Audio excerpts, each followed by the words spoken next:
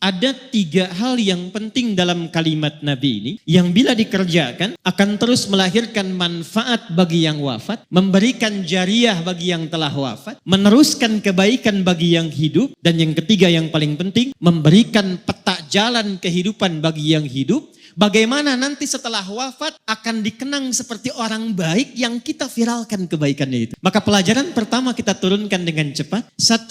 Udhkuru mahasina mautakum. Kata para ulama, hadis ini yang pertama memberikan pesan dalam kepada kita. Betapa Allah subhanahu wa ta'ala saking tingginya memuliakan ciptaannya. Saking tingginya mengistimewakan manusia sebagai hambanya yang utama. Maaf, jangankan saat hidup, saat wafat pun dijaga kehormatan. Jadi hanya dalam Islam yang manusia itu dituntun untuk memuliakan manusia lainnya. Jangankan dalam hidup, saat wafatnya pun dijaga. Ini saya berikan satu rahasia ya, tapi ini diantara kita saja nih. Nanti saya akan nyambung ke almarhum nih. Buka Quran surah 17 di ayat ke-70. Paling kanan di pertengahan di mushaf. Hanya manusia yang saat diciptakan oleh Allah, itu dari awal penciptaannya sampai pemberian misinya, sampai wafat dan kembalinya, dimuliakan, disanjung, diviralkan di kalangan makhluk lain. Saya mulai Quran surah ke-17 tadi ayat 70. Walaqad karramna bani Adam wa hamalnahum fil barri wal bahr wa razaqnahum minat thayyibat wa faddalnahum ala katsirin mimman khalaqna tafdila. Walaqad karramna. Ayatnya dimulai dengan lam, qad tambahna. Lam saja sudah taukid menguatkan, qad sudah tahqiq menjamin. Ta'zimun nafsi li ta'zimus sya'n. Paham? Tidak. Kalau di Quran itu ada ayat dibuka dengan lam, ditambah dengan qad, ini menunjukkan ayatnya begitu istimewa, begitu penting, kandungannya tak sama dengan ayat biasa. Kalau sudah pakai lam, pakai qad, ditambah pakai na, singkatan dari nahnu, ditujukan ke Allah, ini menunjukkan informasinya bukan sekedar istimewa, tapi begitu agung, saking agungnya Allah menghadirkan keagungan zatnya untuk menunjukkan keagungan informasi yang disampaikan. Contoh bandingannya Quran surah 54 ayat 17, 22, 32, 40 tentang Quran. Walaqad yassarnal Qur'ana lidzikri fahal mim muddakir. Saking agungnya Quran, tingginya Quran, itu orang-orang yang mau berinteraksi dengan Al-Quran, ngaji Quran, membaca Quran, menghafal Quran, itu dijamin keutamaannya 4 kali dibandingkan dengan amalan biasa menggunakan lam, qad, dan na' ta'zimun nafs. Karena itulah Quran tidak diturunkan kecuali malaikat yang istimewa yang membawa, Jibril. Sejak Jibril bawa Quran, naik status jadi Ruhul Amin, Sayyidul Malaik. Diturunkan pada Nabi Muhammad SAW. Begitu Nabi Muhammad membawa Al-Quran, naik status beliau menjadi Sayyidul Anbiya wal Mursalin. Diturunkan di hari Jumat. Begitu Jumat mendapati turunnya Quran, naik status harinya menjadi Sayyidul Ayyam. Diturunkan di malam hari. Saat turunnya, malamnya berubah menjadi status Lailatul Qadar, Lailatul Mubarak. Turun di Mekah, Mekah berubah menjadi tempat yang penuh berkah. Turun di Yathrib, Yathrib berubah jadi Al-Madinah. Siapa saja yang bisa dekat dengan Al-Quran, maka mendapatkan keutamaan serupa dan jaminannya keagungan Allah Subhanahu. Ayat yang serupa nafasnya, itu tentang manusia. Jadi bukan hanya Al-Quran. Saat Allah mencipta Adam, lalu diciptakan keturunannya Bani Adam, 7 kali disebutkan dalam Al-Quran, itu dibuka kalimat penciptaan dan penetapannya dengan lam, qad, dan nun. Nah, seperti halnya Allah membuka keagungan Allah. Walaqad karramna Bani. Allah menegaskan, hei, aku tidak menciptakan hambaku manusia ini dengan penciptaan biasa. Bersamaan dengan penciptaannya, aku muliakan, kata Allah, seluruh bagian penciptaan. Jadi cuma satu makhluk Allah yang dicipta itu semuanya mulia. Baik fisiknya, sampai sifatnya, sampai keadaan diri. Contoh Bapak Ibu, ini secara fisik, jin tidak disebutkan, malaikat tidak disebutkan, cuma manusia. Quran surah 95 di ayat yang keempat. Saking sempurnanya fisik manusia, itu dibuka dengan 3 risalah Nabi. Nabi Isa alaihissalam, Nabi Musa alaihissalam, Nabi Muhammad sallallahu alaihi wasallam. Wattini waz zaitun. Risalah Nabi Isa alaihissalam. Wa turisi, risalah Nabi Musa alaihissalam. wa hadzal baladil risalah Nabi Muhammad sallallahu alaihi wasallam. Untuk apa Allah bersumpah dengan 3 rasul unggul ini dan ditutup dengan Sayyidul Anbiya wal Mursalin untuk menegaskan laqad khalaqnal insana fi fisiknya manusia. Jadi dengan jin itu masih bagus kita Pak fisik. Dengan jin itu Bu masih bagus kita. Dengan malaikat yang dari cahaya kalau ditampilkan itu masih utama fisik kita. Jadi dengan malaikat saja masih unggul, dengan jin unggul, apalagi dengan hewan. Ibu main ke kebun binatang di Medan, absen tuh dari monyet sampai singa. Bandingkan sama wajah ibu yang ada di cermin. Jauh. Karena itu ketika disebutkan mulia, dinamakanlah dengan basyar. Disebutkan 35 kali dalam Al-Quran. Kita selalu ngaji Jumat tuh kalau enggak Yasin Al-Kahf. Ayat 110-nya, Qul innama ana basyarum mithlukum. Basyar itu bukan sekedar nama. Manusia yang dicipta dengan kulit dan baik. Karena itu enggak boleh di dalam Quran itu fisik sengaja dirubah. Enggak boleh. Quran surah keempat An-Nisa di ayat 118 sampai 119. La'anahullah. Setan dilaknat oleh Allah. Kemudian dia berjanji. Di antara janjinya, saya akan bisikkan kepada manusia supaya merubah tampilan diri. Yang pesek pengen jadi manja. Apalagi merubah jenis. Yang laki-laki pengen jadi perempuan. Kena razia, nama siapa? Nia Pak. Nama siapa? Nia. Nama lengkap? Kurniadi. Tidak boleh. Dan dahsyatnya, itu fisik kita itu kenapa tidak boleh dirubah? Karena bersamaan dengan tampilan fisik ini, melekatlah takdir maslahat kita sampai wafat. Ini Pak Musa kalau nggak begini tampilannya, nggak bisa jadi wagub. Pak Rahmat kalau nggak begini, nggak mendapatkan keberkahan sampai saat. Saya kalau dirubah tampilan misalnya, mirip-mirip Ustadz Abdul Somad, antum nggak kenal saya. Jadi kalau Allah sudah mencipta, itu yang terbaik yang Allah siapkan untuk kita. Maaf, saya agak cepat sedikit, turun ayat Quran. Boleh saya berizin ya Pak? Izin? Baik. Bu.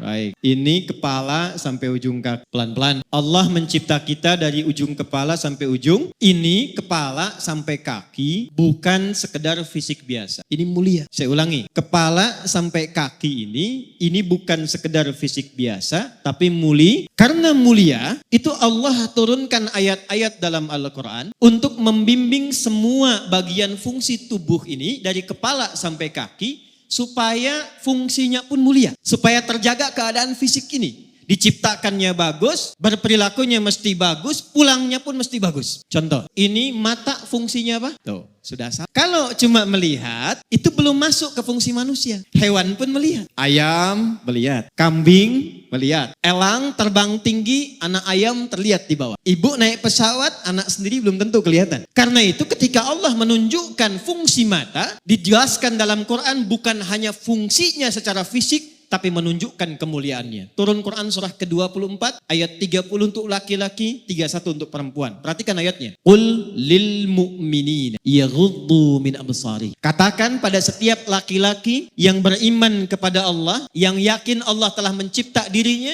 yaghuddu min absarihim. Jaga pandangannya, matanya hanya boleh melihat yang baik-baik saja. Saya ulang, matanya hanya boleh melihat yang baik-baik. Ketika yang dilihat tidak baik, palingkan. Nah, memalingkan dari yang tidak baik itu yang disebut dengan ghaddul basar. Saking mata ini mulia, Allah melarang mata ini melihat yang tidak baik. Itu istrimu, lihat. Itu istri orang, jangan banyak dilihat. Ini proyek kamu, lihat.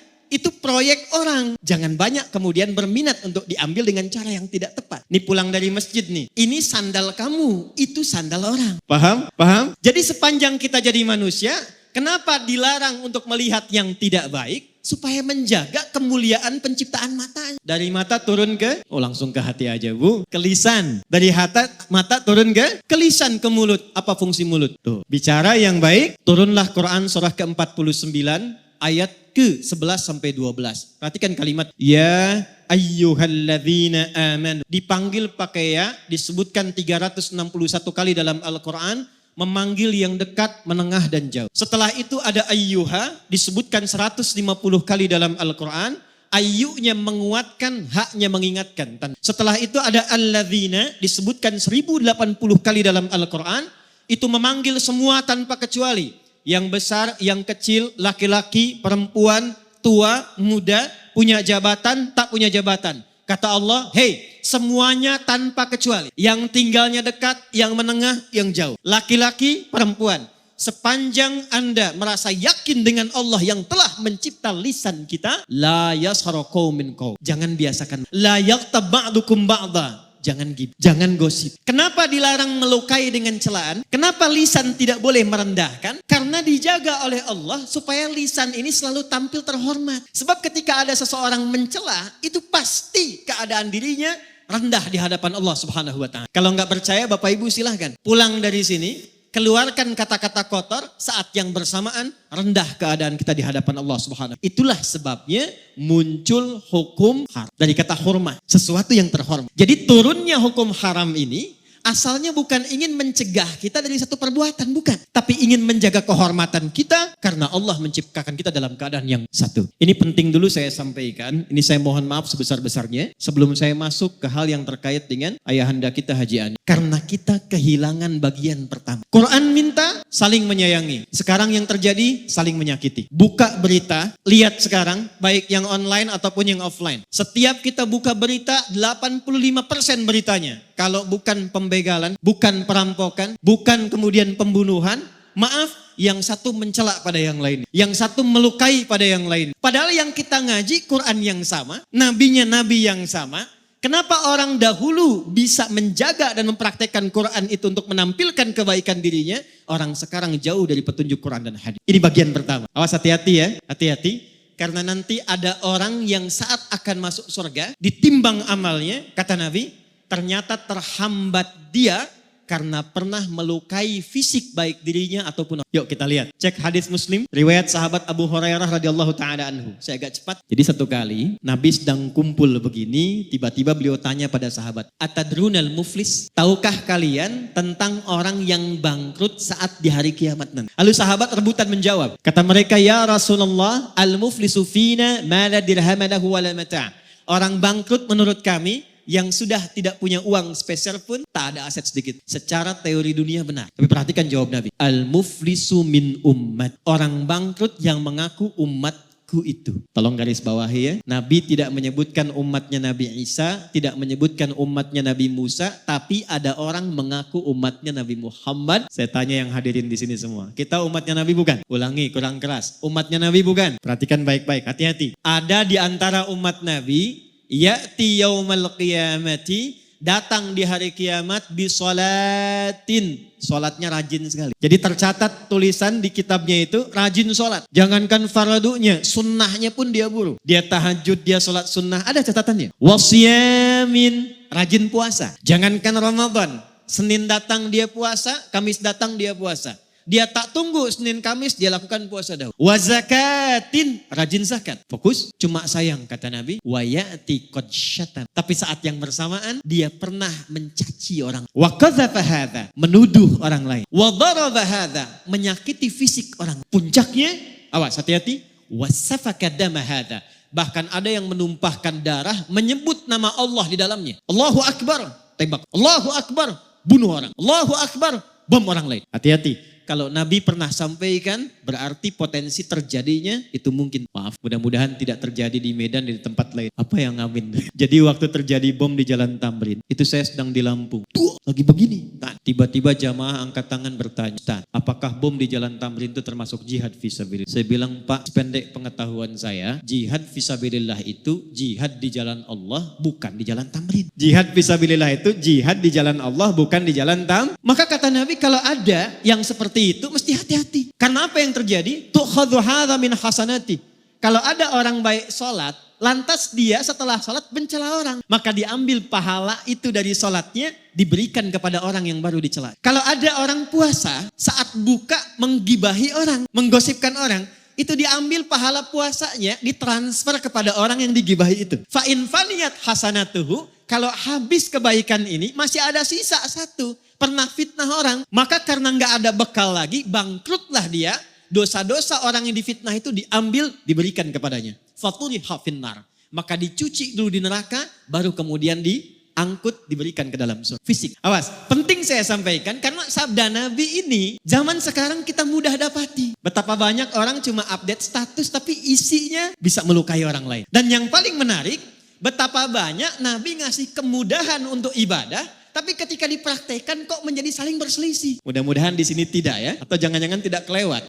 Baik, yang kunut ada dalilnya. Yang tidak kunut ada dalilnya. Yang salah itu yang tidak sholat subuh. Kenapa kemudian yang kunut dan tidak kunut jadi bermasalah? Saya pernah menangani satu kasus suami istri itu tidak saling tatap semalaman. Gara-gara persoalan turun dari i'tidal ke sujud. Suami pulang dari kantor, kena macet, tiba di rumah malam, gak sempat kemudian ke masjid. Sudah selesai. Nyampe di rumah, ambil wudhu sholat, begitu sholat ternyata sujudnya itu turun dulu lutut. Begitu lututnya turun, istri lihat. Begitu salam, assalamualaikum, assalamualaikum, selesai sholat. Ini persoalannya tanpa muqaddimah. Langsung istri komen pada suaminya, papa sholatnya salah. Jiwa laki-laki bangkit. Yang pemimpin siapa? Apa ciri khas pemimpin? Ciri khas pemimpin bukan tegas. Ciri khas pemimpin tidak mau dipimpin. Hanya menerima usulan, jarang kemudian menerima saran. Istrinya berkata, ini kisah nyata, papa sholatnya salah. Memang kenapa mah? Harusnya bukan lutut dulu, telapak tangan dulu yang turun, baru lutut. Kata suaminya,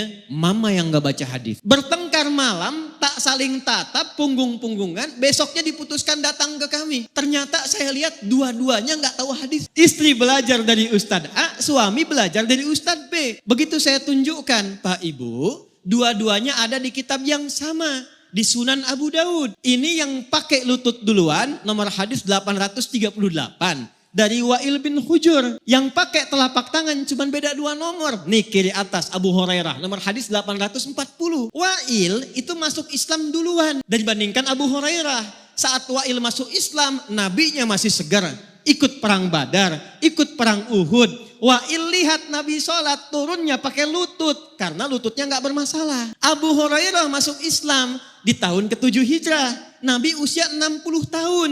3 tahun sebelum meninggal. Di suasana itu banyak hadis menunjukkan lutut beliau bermasalah. Kadang sholatnya pakai tongkat. Kadang nyindir ke tiang-tiang. Nyindir ke tiang. Karena lututnya bermasalah. Usia 10 lutut bermasalah. Abu Hurairah lihat. Kalau lutut bermasalah, Nabi turunnya pakai apa? Ternyata telapak tangannya dulu. Jadi mau pakai lutut, pakai telapak tangan, dua-duanya ada. Nabi menunjukkan untuk kemudahan sujud. Bukan karena persoalan tua dan muda saja. Jadi jangan simpulkan juga kalau ada kemudian anak muda sujud pakai telapak tangannya, tua. Jadi kalau anak muda olahraga cedera dia, lututnya masalah, gunakan telapak tangan. Telapak tangan masalah, gunakan lututnya. Lutut benar, telapak tangan benar, yang salah sujud pakai kepala duluan. Kenapa gara-gara basmalah yang satu keras, yang satu sir kok jadi saling melukai? Kok jadi saling klaim? Padahal 70 hadis, 70 hadisnya 4 cara bacanya. Bisa dijaharkan, Bismillahirrahmanirrahim. Bisa disirkan, maaf kalau sudah sir, tidak usah ditempel ke mic. Bismillahirrahmanirrahim. Itu jahar namanya. Sir pelan yang dengar kita. Yang ketiga, bisa tak usah dibaca sama sekali. Alhamdulillahirabbil alamin.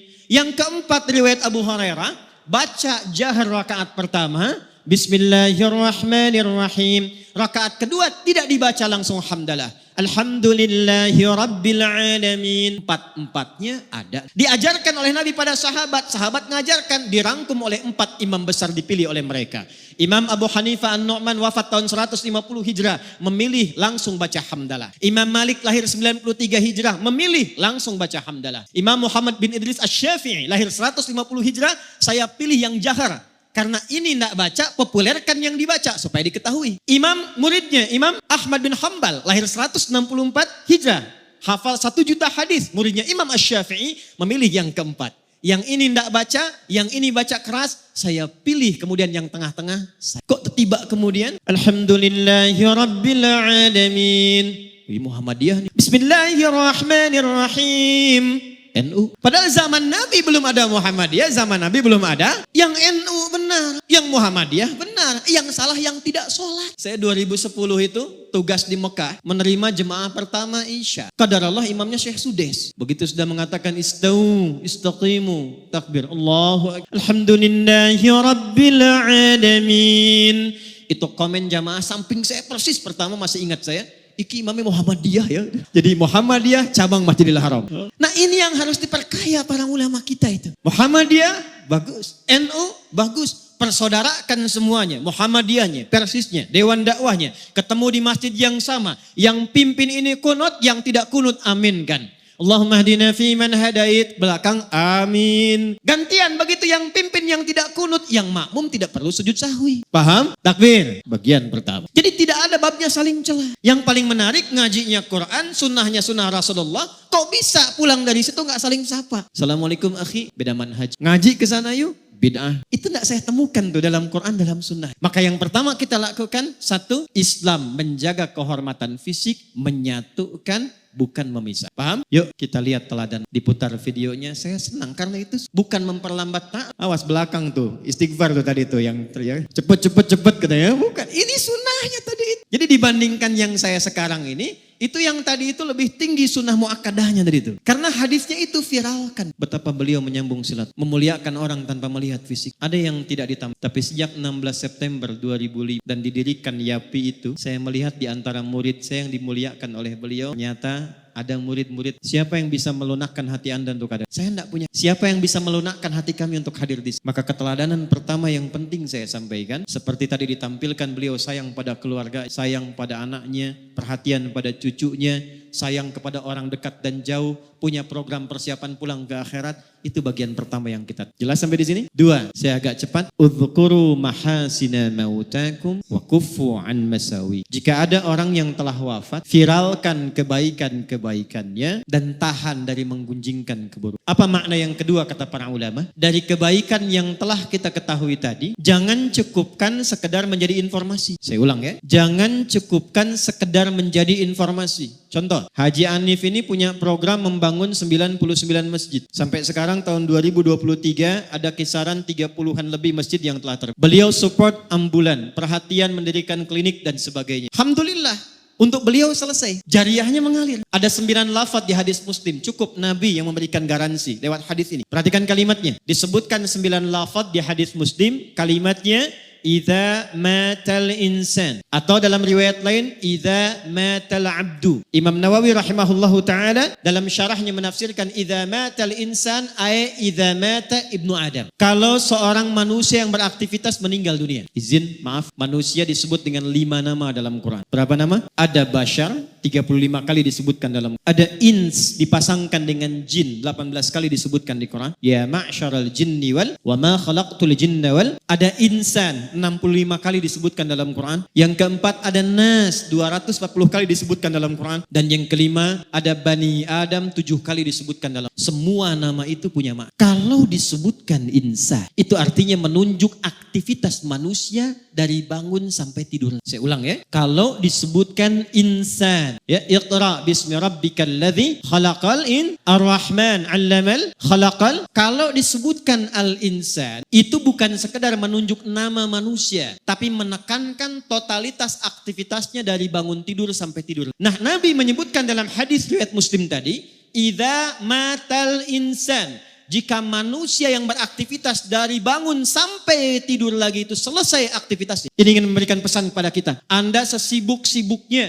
sehebat-hebatnya, punya jabatan yang tinggi, harta yang banyak, ilmu yang luas, tetap kita akan wafat. Itu poinnya. Idza matal insan, kalaupun sibuk sampai tidurnya sedikit, bisnisnya banyak, ngajarnya banyak, kedudukan tinggi, pada akhirnya mening. Quran surah 39 ayat 30. Innaka mayyitun wa innahum, silahkan berbuat apapun kata Nabi, tapi pada akhirnya, nah sebelum wafat itu, ini poinnya, maka Nabi berpesan bagi setiap personalnya lewat hadis Muslim tadi, siapkan diri kita supaya saat wafat itu mendapatkan kebahagiaan yang sama atau bahkan lebih dengan saat hidup. Maaf, jangan sampai hidup rumahnya mewah, enak kerja, aktivitas nyaman, tapi begitu wafat kemudian suasananya menjadi sempit. Dan ukuran berapa di alam kubur itu? 2 kali 3, 3 kali 4, ada yang 10 kali 15? Tidak ada ya? Baik, tapi perhatikan baik-baik. Ada orang-orang yang menyiapkan sebelum wafat sehingga dijamin oleh Allah tempat kuburnya lebih luas dibandingkan dengan apa yang dia dapatkan di bumi. Saya lihat tadi lewat Raja Wali 28, luas sekali. Beberapa rumah luas lebar, tapi ada orang masuk kubur, itu diberikan kenikmatan. Tempatnya lebih luas dari tempat yang pernah dia tinggali di bumi. Gak percaya nanti silahkan. Antum minta wasiat dikuburkan samping ulama yang dikenal soleh. Lihat nanti lapak. Lihat tempat bagaimana kenikmatannya. Quran surah ketiga ayat 169 sampai 172. Saya agak cepat. Wala tahsabannalladzina qutilu fi sabilillahi amwat bal ahya'un 'inda rabbihim yurzaq farihina bima atahumullahu min fadli. Maaf keluarga besar Haji Hanif. Wa yastabshiruna billadzina lam yalhaqu bihim min khalfihim alla khaufun alaihim. Ada orang yang saat itu dibahagiakan oleh Allah, dilimpah mati ada. Sampai-sampai kalau dia mampu kata Allah, dia ingin kabarkan kepada keluarga, kamu jangan sedih. Perhatikan ini ayat. Wa yastabshiruna billadzina lam yalhaqu bihim alla khaufun alaihim wa lahum. Jangan khawatir tentang saya. Jangan banyak menangisi saya. Kalau bisa siapkan bekal supaya cepat nyusul ke sini. Di sini lebih enak dibandingkan dengan apa yang kamu rasakan. Itu Quran. Dilimpahkan, bahasa Qurannya dilimpahkan tanpa henti sampai tiada batas. Dan kalau mampu dia akan katakan cepat nyusul. Jangan banyak bersedih, jangan khawatir dengan kondisiku, di sini lebih enak. Siapa orang-orang ini? Adalah orang yang setidaknya menyiapkan 3 bekal sebetulnya. Dan disifati kali ini dengan fi. Wala tahsabannalladzina qutilu fi. Jangan Anda duka orang yang wafat yang mendedikasikan hidupnya untuk berjuang di jalan. Nah, apa fisabilillah ini? Ternyata bukan cuma ikut aksi militer saja, tidak. Banyak sekali. 1 kata Nabi, idza matal insanu inqata'a sa'iru amali. Memang orang itu kalau sudah wafat terputus semua potensi, sudah nggak bisa sholat lagi, nggak bisa puasa lagi, nggak bisa kerja lagi. Tapi masya Allah ada 3 yang ia siapkan sebelum meninggal, dan 3-tiganya walaupun tak mampu dikerjakan lagi, pahalanya terus mengalir. Jadi kalau nanti ini mengalir, wujudnya berupa cahaya di alam kubur, berupanya cahaya, nur, ya, bentuknya diberikan cahaya, lalu diberikan kenikmatan oleh Allah berlimpah, dicukupkan semuanya. Nih apa 3 ini? 1, dia menyiapkan sebelum pulangnya amalan utama yang melahirkan transfer pahala disebut dengan sedekah jariyah. Saya ulangi, namanya sedekah. Ini rumus cepat ya buat kita yang hidup nih. Ini beliau sudah mengajarkan tadi lewat tayangan yang kita lihat. Jadi sedekah itu ada 2. Saya ulangi, sedekah ada berapa? 2. Semua kegiatan baik kita itu disebut sedekah namanya. Salat itu sedekah, zakat itu sedekah. Di Quran zakat disebut sedekah. Khudz min amwalihim shadaqah. Dikeluarkan disebut sedekah. Innamas shadaqatu lil fuqara. Sedekah. Nah, sedekah jenisnya 2. 1 yang disebut sedekah tsabitah. Amalan tetap selesai saat pahala enggak ngalir saat. Contoh, kita sholat sehari berapa? 5 kali yang fardu. Setelah meninggalkan tak sholat lagi. Nah, yang mengalir pahalanya itu yang kita kerjakan saat hidup. Selesai meninggal enggak dapat transfer pahala lagi dari itu. Itu namanya sedekah tsabitah. Tapi kalau Anda siapkan karpet, saya mau titip 1 keran untuk orang wudhu. Saya mau titip genteng 1 saja untuk yang. Saya mau titip 1 mushaf untuk dibacakan oleh anak-anak penghafal Quran. Kemampuan cuma 1. Bekal cuma 50.000. Saya belikan mushaf, saya simpan di Masjid Al-Musannif misal. Allahu Akbar. Wafat. Dibaca mushafnya oleh 1 jamaah yang hadir di masjid. Begitu dibacakan, 1 huruf saja. Nun. Berlakulah hadis At-Tirmidzi nomor hadis 2910. Man qara'a harfan min kitabillahi falahu asyru hasanat. Siapa yang baca 1 huruf dari Al-Quran, orang yang baca dapat langsung pemberian dari Allah 10. 1 hurufnya. 10 ini jangan dihitung begini. 1, 2, 3, 4 itu sedikit. 10 itu di hadis Muslim. Analoginya sama dengan ke masjid dapat 25. Jarak 1 ke 2-nya 500 tahun. 2 ke 3 500 tahun. 3 ke 4 500 tahun. Ditampakkannya nanti saat sakaratul maut. Di pahala itu 10 yang disebut pahala. Tampaknya saat sakaratul maut. Ditampakkan oleh Allah sehingga dia senang. Saat senang itulah dia dalam keadaan tenang dicabut nyawanya. Sehingga dipanggil dalam keadaan yang tenang. Quran surah 89 ayat 27 sampai 30. Ya ayyatuhan nafsul. Kenapa mutmainnah? Karena tenang diperlihatkan bagian pahala. Dibacakan 10 dapat. Tapi hadisnya belum selesai. Hadis Muslim. Man dalla ala khairin falahu ajruhu mithla adli fa'ilihi min ghairi an yankusa min adli syai'. Itu mushaf punya siapa yang dibaca tadi? Apakah punya yang jamaah yang baca? Ataukah ada orang lain yang nyimpan dibaca oleh yang baca? ternyata mushafnya titipan dari si fulan, maka yang menitipkan mushaf itu, yang mewakafkan disimpan di masjid, dapat transferan pahala yang sama. Yang baca 10, yang nyimpan mushaf 10. Coba lihat, bukan cuma mushaf, berapa penghafal Quran yang diberikan. Berapa banyak masjid yang telah dibangunkan, berapa kali orang ruku dan sujud di masjid itu. Berapa banyak orang wudhu mendapatkan bagian dari keberkahan. Pertanyaan saya pertama, izin keluarga besar. Dari anggota keluarga yang hadir, berapa di antara minat meneruskan? Contoh pertamanya bagian keluarganya. Saya berikan kabar gembira untuk keluarga. Ini bukan ngarang-ngarang, kami belajar tafsir. Jika ada anak meneruskan kesolehan orang tua, itu satu keluarga besar. 16 keluarga besar beliau, istri beliau yang mulia Hajah Syarif, keluarga besar beliau, anak-anaknya, sampai cucunya. Kalau benar diteruskan, itu surga yang Allah janjikan. Turun Quran surah 13. Ar-Ra'd ayat 23 sampai 24. Dari 8 pintu surga itu ada 8 pintunya. Tengah-tengahnya tamannya, namanya Aden. Yang tertinggi Firdaus. Kalau ada anak meneruskan kebaikan orang tuanya, maka saat masuk surga itu anaknya dipanggil untuk menggandeng kedua orang tuanya. Lewat tengahnya taman indah surganya. Saya bacakan ayatnya. Jannatu adni yadkhulunaha. Ada satu keluarga besar dipanggil oleh Allah, bukan 1-2. Semua keluarganya. Jadi kalau normal hisab itu kan, Fulan, Adi Hidayat, datang. Lutfi, datang. Andre, datang. Andi, datang. Ini tidak. Satu keluarga besar, Anif, hambaku, datang. Siapa mereka ini? Wa man salaha min abaihim. Anaknya pertama disebut. Anaknya. Gandeng bapak ibumu yang soleh itu, yang telah dia menanamkan legasi amal. Minta diganti. Ini Allah yang firman. Kalau ayah memulai, itu wajar. Tapi kalau anak cucu mengikuti, itu tidak mudah. Tidak mudah. Makanya nasihat para nabi, itu sebelum meninggal, yang dikumpulkan anak-anak itu bukan persoalan warisan harta, tapi meneruskan kebaikan yang telah kemudian dikerjakan orang tuanya. Quran surah kedua Al-Baqarah di ayat 133. Lihat kalimat, am kuntum syuhada'a idh hadara Ya'qubal maut idh qala li banihi ma ta'buduna min ba'd. Pernah enggak Anda dengar kisah viral tentang Nabi Ya'qub? Bukan cuma punya anak Yusuf, punya anak 12, ada Benyamin, ada Yahuda dan sebagainya. Bukan itu. Sebelum wafatnya dikumpulkan anak-anaknya, ditanya, kalau bapak kalian bagaimana? Apa jawab mereka? Qalu na'budu. Ya bapak, jangan khawatir. Setelah ayah anda meninggal, tanamkan dalam hati bapak yang dalam, kami tidak akan pernah keluar dan menyimpang dari nasihat-nasihat ayah untuk meneruskan amal-amal kebaikan. Na'budu ilahaka wa ilaha abaika Ibrahim wa Ismaila wa Ishaq ilaha. Semoga Allah mulia kita dan memberikan kemampuan kita kebaikan-kebaikan. Saya teruskan. Kata anak-anaknya Yakub, Pak, jangan khawatir. Amal-amal yang telah Bapak tinggalkan kami teruskan. Kami tidak akan menyembah Tuhan selain Allah. Pastikan supaya bapak pulangnya pun tenang. Begitu Yakubnya meninggal dalam keadaan tenang, diteruskanlah. Ada Yusuf alaihi. Dan Yusuf lebih sukses. Boleh jadi putra beliau mungkin usahanya ada yang lebih sukses daripada. Tapi penilaian pertama dalam Al-Quran, apakah kesuksesan itu mengantarkan pada amal soleh? Nah ditinggal. Maka saya mohon pada keluarga besar, tidak sekedar kita bahagia banyak jamaah datang. Tidak sekedar kita bangga dan haru. Ada video yang telah menanamkan pesan-pesan kebaikan. Tapi pertanyaan besar, siapa di antara keluarga besar yang mau menggandeng beliau kebahagiaan saat pulang? Teruskan, fokus. Wa azwajihim, dan istri-istrinya. Jadi ayah sama ibunya, anak gandeng pasangan masing-masing. Terakhir, tadi saya lihat ada cucunya, ada cicitnya, beliau bilang buyut ya. Itu dalam bahasa Arab disebut dzurriyyah. Tidak berhenti sampai ke anak, wa dzurriyyatihim, sampai ke anak. Jadi hisabnya tuh begini, keluarga besar datang. Setelah itu gandeng masing-masing. Yang sudah menikah berpasangan, gandeng. Nanti bapaknya minta digandeng, ya. Wa man salaha min abaihim wa azwajihim wa dzurriyyatihim. Cucu-cucunya diminta bergandengan. Itu belum dahsyat. Wal malaikat yadkhuluna alaihim kull. Lalu malaikat diperintahkan berjejer di setiap pintu surga untuk menyambut satu keluarga besar. Fokus. Salamun alaikum bima sabaratum fa ni'ma uqbad. Fokus baik-baik. Selamat kata para malaikat. Jadi setiap lewat pintu surga, selamat. Lewat pintu surga, selamat. Apa jawaban selamatnya?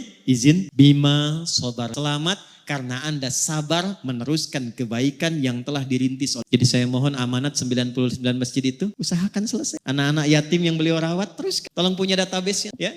Majlis-majlis ilmu, klinik yang beliau pesannya apa tuh dari situ. Nah kita yang hadir, bagian dari keluarga jauh dari keluarga Haji Anif ini, kita siapkan rencana. Ingin seperti itu. Ya, jadi bukan sekedar dengan informasi, Dari sekian banyak kebaikan, ya enggak usah semuanya. Apa yang bisa kita lakukan dari situ? Alhamdulillah, beliau yang bangun masjidnya, saya besok ingin titipkan mushaf di dalam. Ya, begitu dibacakan, Nun. Cuman satu memang hurufnya, tapi 10 kebaikan. Kalau Anda titipkan pada penghafal Quran. Haji Anif merawat penghafal Quran yang sangat banyak. Di antaranya yatim piatu. Ayo kita belajar dari situ. Pulang dari sini, jangan lihat anak orang dulu. Anak kita di rumah siapkan jadi penghafal. Supaya gandeng kebaikan. Jelas? 2. 3 bagian terakhir. Ini poin yang sangat penting sebelum kita berdoa. Untuk jeda ke Jumat, ini Sayyidul Ayyam.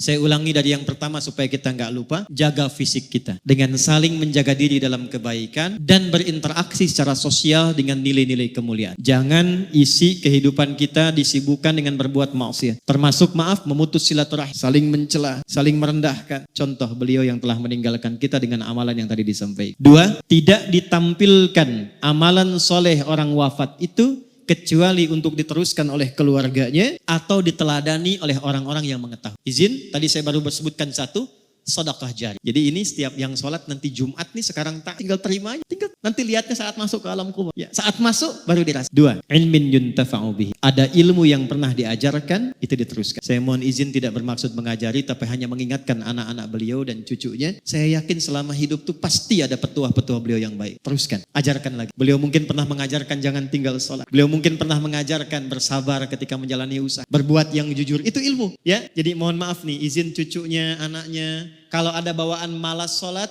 ingat beliau, ingat buyut, ingat ayah. Karena cahaya nggak sampai. Di Mesir ada orang soleh, kisah nyata. Begitu beliau meninggal, maaf, anak perempuannya jadi penari. Penari yang terbuka, saya tak perlu sebut. Itu malam satu kali bermimpi bertemu ayah. Makam ayah ini sepi. Gitu. Ayah tidak mendidik engkau untuk jadi seperti. Maka dia bangun kaget, dia menangis, dia bertobat, dia kepada seorang ulama. Kekinian dia berubah menjadi, beliau amalnya sudah banyak. Tapi kalau ada anaknya, ada cucunya, ada godaan-godaan, mau tertinggal sholat nih, cahaya belum mengalir, keterangan belum tiba. Ilmin yuntaf. 3, ini spesifik, waladin salihin yad'u. Waladin salihin yad'u lahu. Anak-anak soleh yang dididik oleh beliau yang membiasakan berdoa untuk kedua orang. Baik yang hidup ataupun yang telah wafat. Jadi mohon izin ya, setelah sholat sertakan doa. Dan bukan setelah sholat saja, setiap amal baik. Selesai ngaji nih, walam yakul lahu kufuwan ahad. Jangan berhenti, doa. Ini ada doa khusus hari Jumat, saya ajarkan ya. Mohon izin nih, ada doa khusus dibacanya tiap hari Jumat. Ini saya talkinkan sedikit. Kalau dibaca dengan baik, hadisnya tersambung. Insya Allah Allah cukupkan rezekinya. Allah jaga dari perbuatan maksiat. Dan diberikan yang paling utama dari kegiatannya. Jadi kalau kerja, dikasih jabatan yang utama. Kalau ilmu yang utama yang mudah diamalkan. Allahumma ikfina bihalalika an haramik. Allahumma ikfina bihalalika an haramik. Wa aghnina bita'atika an ma'siyatik. Wa bifadlika amman siwak. Nah, itu biasakan di hari Jumat. Ya, dibacanya boleh yang laki-laki itu saat jeda di antara 2 khutbah. Yang perempuan itu semua Jumat tuh afdal. Yang perempuan biasanya Sayyidah Fatimah radhiyallahu taala anha itu punya waktu khusus dan punya asisten untuk melihat kondisi matahari hanya Jumat saja. Ba'da asar menjelang maghrib. Jadi kalau sudah tiba matahari itu mau ke barat, itu asisten Sayyidah Fatimah mengatakan hanal waqt. Kata Sayyidah Fatimah, hahya waktuha.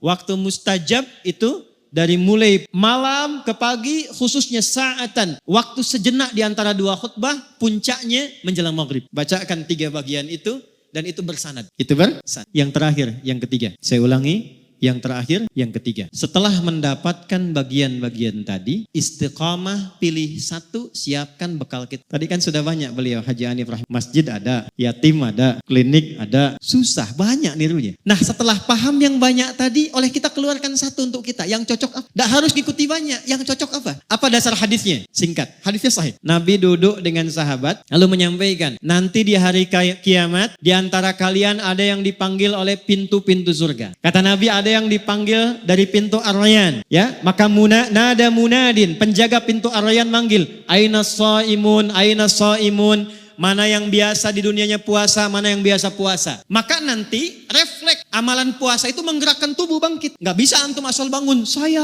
tidak, karena mulut dikunci. Al-yauma nakhtimu ala wa tukallimuna aydihim wa tashhadu arjuluhum. Itu yang menggerakkan tubuh bangun, itu amal kita.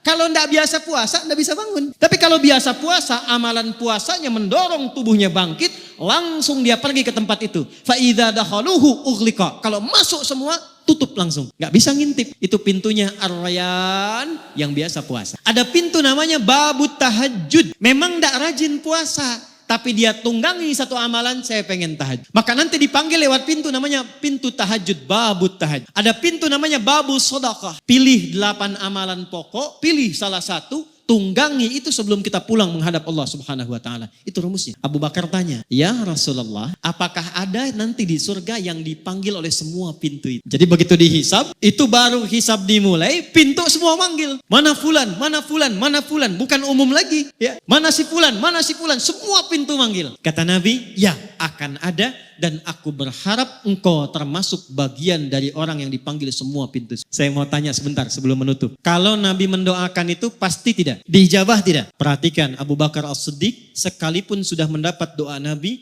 beliau tidak berhenti dengan senyuman. Alhamdulillah kabul. Tidak. Apa yang dilakukan beliau? Besoknya Nabi keliling, Nabi kumpulkan sahabat, Nabi tanya, "Siapa hari ini yang sudah jamaah?" Semua angkat. Jadi semua sahabat Nabi itu yang sangat baik, amalnya banyak, dekat dengan Nabi, di dunia hidup dengan Nabi, melihat Nabi, beramal membersamai Nabi, di alam kuburnya jaminan bagus, di akhirat surganya tinggi, itu masih jamaah ke masjid. Ada orang, bukan di sini ya, bukan sahabat Nabi, belum jelas amalannya, tidak membersamai Nabi di dunia, terancam dengan alam kuburnya, surga belum jelas.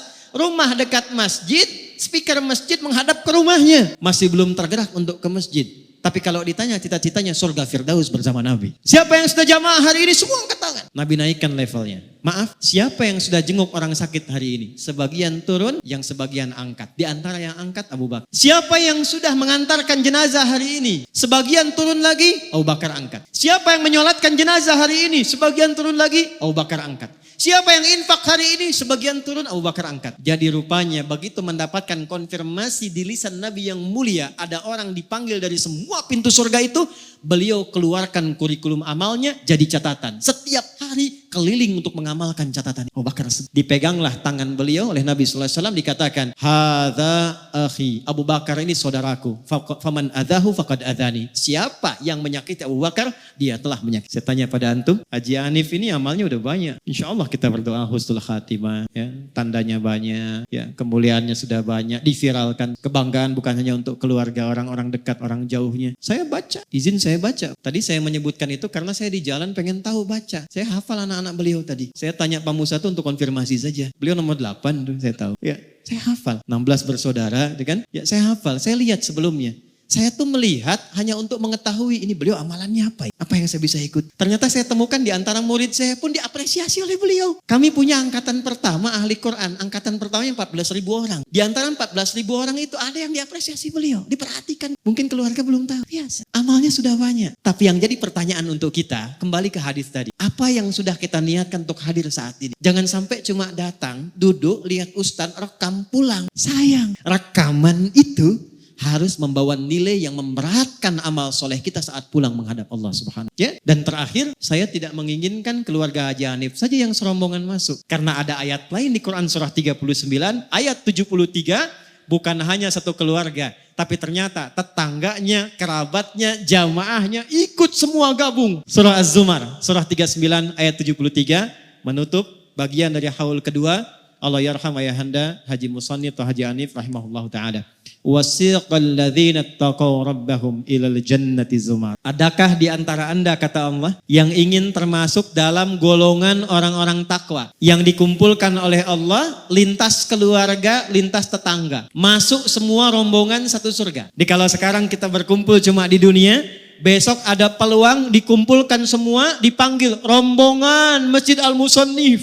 Hatta idza ja'uha wa futihat abwabuha qala lahum khazanatuha. Sampai ketika dibuka pintu besar surganya, rombongan semua masuk, penjaga surganya mengatakan, "Salamun alaikum." Selamat. Anda kompak saat di dunia, kompak. Tibtum, Anda jadi orang baik saat di dunia. Jadi acara kita ini selepas pulang mesti menginspirasi kita merubah jadi baik. Makanya keluar dari masjid beda doanya dengan saat masuk. Coba lihat doa masuk masjid itu apa? Allahumma ftahli abwaba. Ya Allah, mohon bukakan untukku pintu-pintu rahmatmu. Saya tanya sama antum deh yang laki-laki. Kalau masuk masjid itu dari satu pintu atau banyak pintu? Banyak. Masuk sini keluar lagi. Masuk sana keluar lagi gitu. Walaupun pintunya banyak, pasti masuknya di satu arah kan? Satu pintu kan? Pintu itu kalau satu babun. Kalau banyak abwabun. Kok bisa masuk satu pintu?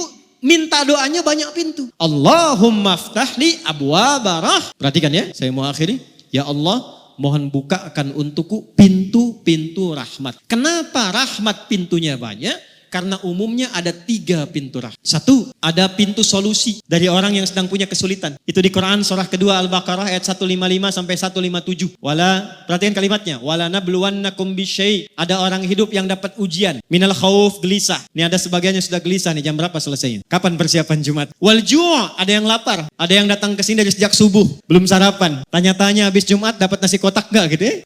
Wa naqsim minal amwal. Ada yang datang ke masjid barangkali punya persoalan di kantor. Akhir bulan belum jelas bagaimana gajiannya. Wal anfus, ada yang sakit sampai sebagian wafat. Terakhir, maaf, wat thamarat. Ada yang hasil kerja kerasnya mungkin diambil orang lain. Maksudnya apa? Tidak semua yang masuk ke masjid itu hatinya gembira. Ini wajahnya senyum-senyum, mungkin sedang punya masalah. Maka saat Anda masuk, dijawab oleh Allah, masuk, sholat 2 rakaat, sujud, minta. Saat Anda minta itulah Allah jawab. Apa jawabannya? Ayat 157-nya. Ulaika alaihim salawatum min rabbihim wa rahmah. Jadi Anda masuk, Allahumma ftahli abwaba rahmatik, rahmat. Allah tanya, rahmat yang mana yang kamu inginkan? Saya punya masalah ya Allah. Nama saya memang rahmat, tapi masalah saya banyak. Sujud minta. Makanya ke masjid itu jangan cuma diam. Datang, sholat 2 rakaat, sujud minta. Bukan bikin status, bukan gosip. Saya tidak Ustaz, tidak seperti ibu itu tuh. Sama. 2, maaf. Rahmat Allah yang kedua itu, singkatnya, puncak ampunan dari dosa yang sudah berlumur. Pernah mabuk, pernah zina, pernah bunuh, pernah merampok, pernah membegal. Ada yang begitu di sini? Mumpung ada polisi di luar itu. Ya? Kalau ada orang pernah menyimpulkan bahkan ini dosa saya terlampau banyak, tidak tahu diampuni atau tidak, maka Allah turunkan sifat yang tertinggi yang keempat. 1 ghafir, 2 ghafar, 3 ghafur, 4 rahim dengan rahmatnya. Turun Quran surah 39 ayat 53.